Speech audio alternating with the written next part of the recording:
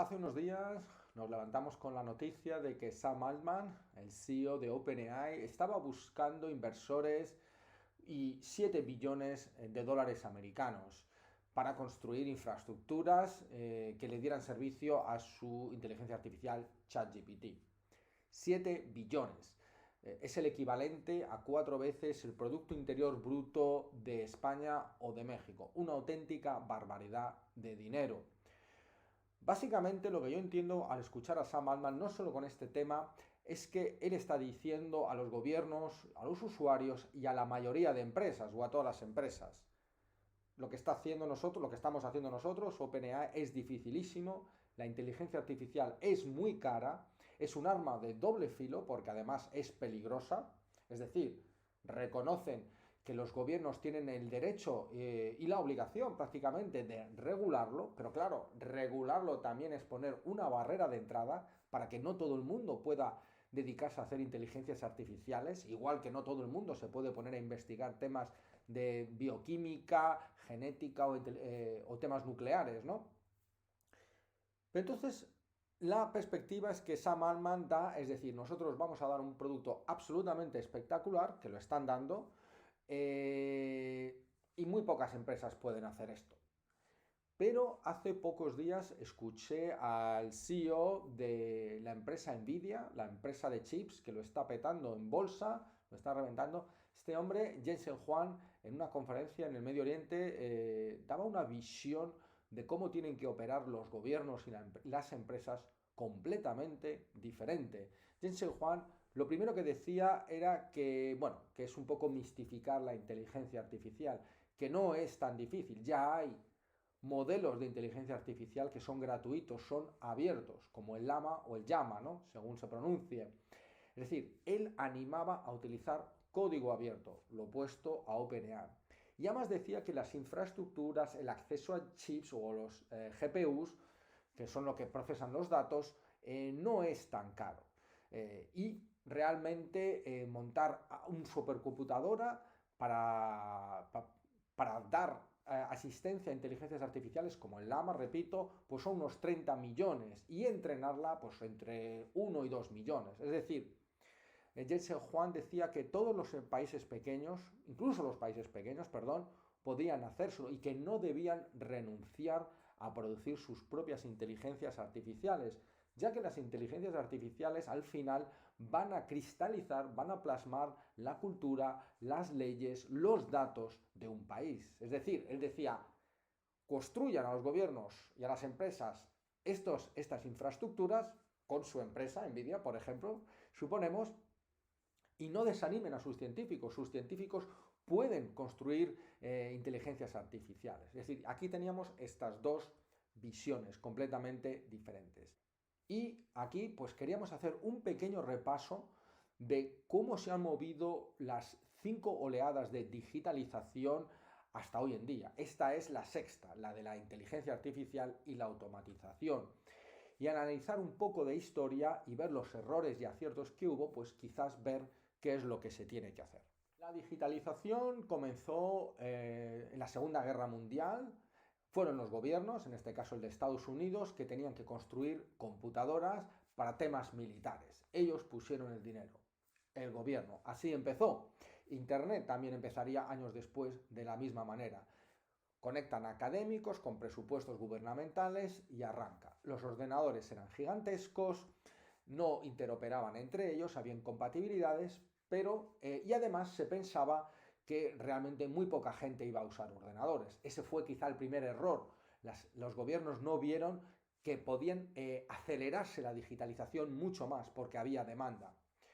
Pero luego, en 1964, una empresa privada, IBM, hizo el CPU, una especie de chip especializado que sirve para todo.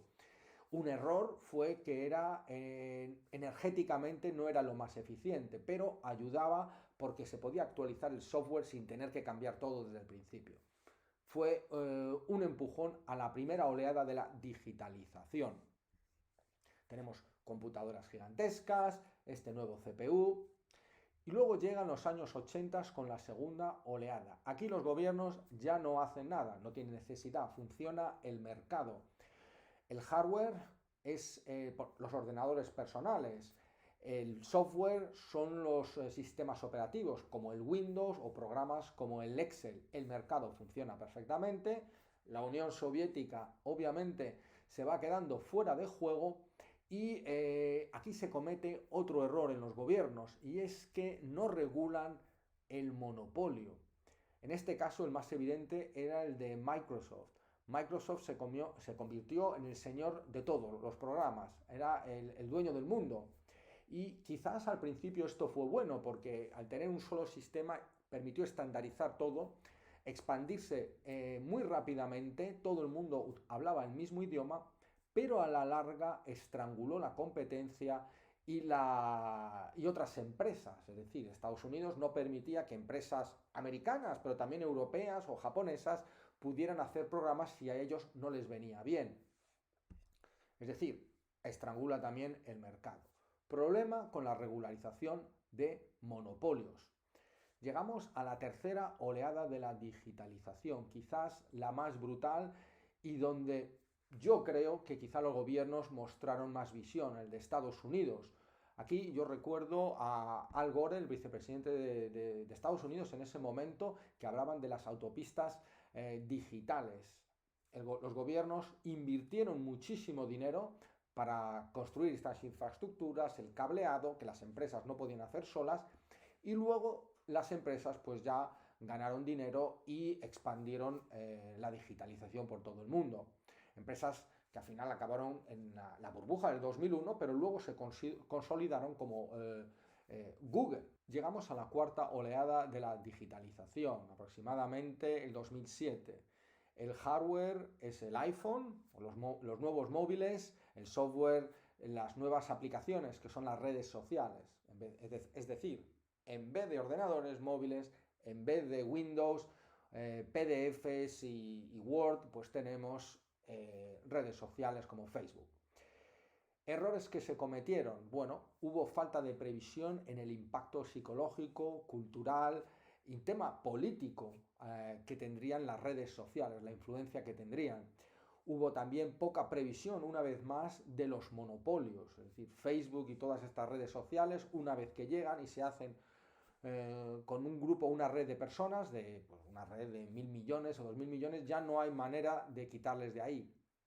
Hubo también problemas de interoperabilidad entre estas redes sociales, es decir, si tú estabas en Facebook no podías exportar datos a Google, se privatizó, o sea, hubo jardines muy privados, se aisló también a la gente.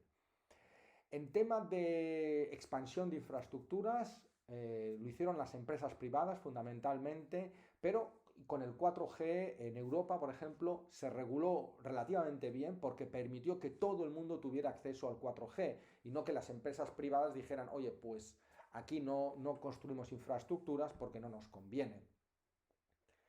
Errores y aciertos. Error de Europa porque no supo construir un ecosistema de empresas que pudieran producir aplicaciones de primer nivel, ¿no? Empresas como Facebook, son todas americanas, no hay europeas. Algo que sí supo hacer el gobierno chino. El gobierno chino bloqueó la entrada de empresas americanas y eso permitió florecer a las empresas locales. Y ahora tienen empresas como Tencent o Alibaba, aplicaciones como WeChat, que son fabulosas, super apps, que son incluso mejores que las occidentales. Cierto que el gobierno chino se fue al otro lado, el extremo es lo que tiene, y ya impidieron entradas a empresas extranjeras y ahora, en vez de tener un equilibrio entre empresas internacionales y nacionales, solo tiene nacionales. Europa no tenía nada, a nivel de, me refiero a empresas grandes, no ha construido ese ecosistema y Estados Unidos es el líder absoluto a nivel mundial. Lo cual es un error, entiendo, porque dependes de un país, no por otra cosa. Nos vamos a la quinta oleada de digitalización, que es un poco más esotérica porque son empresas dando servicios a otras empresas, como Amazon o Google. Si tú tienes una compañía que produce software, no tienes que hacer todo, no tienes que construir superordenadores, no tienes que construir ciertos programas, porque estas empresas americanas, una vez más, ya te dan toda la infraestructura. Es el movimiento o la oleada del Big Data, ¿no? Los móviles producen datos, vídeos, fotos, se recopilan y necesitan centros de datos gigantescos por todas partes. Hay unos 10.000 ahora en todo el mundo, se consume el 4% de la electricidad. Muy bien, ya estamos una vez más en la sexta oleada con la visión de Sam Altman y Jensen Huang que comentaba hace un poco. La de Sam Altman, repito, es la de esto es muy difícil, nosotros tenemos el dinero, el know-how, hay que regular además, ustedes siéntense, nosotros lo vamos a hacer todo, va a costar una fortuna, pero va a ser absolutamente increíble.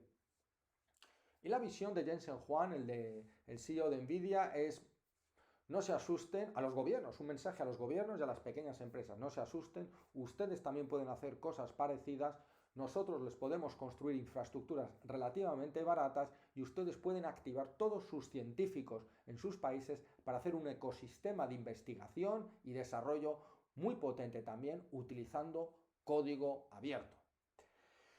¿Cuál de las dos visiones es las que va a triunfar? Hoy en día el código abierto funciona para los centros de datos. Mi duda está en que OpenAI realmente está entregando, está desarrollando productos absolutamente abrumadores. Hace poco, hace unos días, sacaron Sora, un programa que permite hacer vídeo de 1 minuto de duración perfectamente coherente, alta resolución, solo escribiendo un pequeño texto. Claro, mi duda es, ¿las empresas pequeñas van a ser capaces de hacer esto? Porque una cosa es tener inteligencia artificial con un modelo de lenguaje que funciona con texto y otra cosa es manejar audio, vídeo o simulaciones del mundo real. Por no hablar del famoso Q-Star, la estrella Q, que se supone que es un algoritmo que OpenAI ha desarrollado y que va a permitir que las inteligencias artificiales puedan planificar y que den pues, vía libre para el desarrollo de la gran inteligencia artificial general, que quizás tenga necesidad de las infraestructuras que Sam Altman predica que se necesitan. ¿Quién tiene razón? ¿Son incompatibles las dos visiones? ¿Qué es lo que tienen que hacer los gobiernos? ¿El de España, el de Uruguay, el de Francia? Pues no lo sabemos, pero lo vamos a ver en los siguientes años.